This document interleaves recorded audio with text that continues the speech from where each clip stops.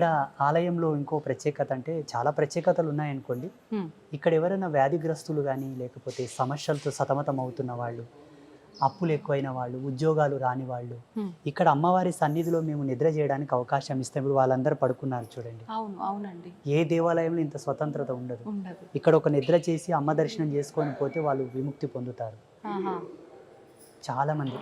నిజంగా చాలా మంచి సౌకర్యం. ఇప్పుడు చాలా ఆలయాల్లో మనం చూస్తున్నాం, కొంచెం ఆలయంలో భక్తుల రద్దీ పెరిగిందనగానే గుళ్ళో కాసేపు కూర్చోవాలి అన్న ఆలోచన ప్రతి ఒక్కరిలో ఉంటుంది. అలా కూర్చొనివ్వకుండా కూడా తరిమేసే పరిస్థితులు ఉన్నాయి. ఇక్కడ దేవాలయంలో వాళ్ళు నిద్ర చేస్తే కూర్చుంటే ఆనందంగా ధ్యానం చేస్తే ఆ రిజల్ట్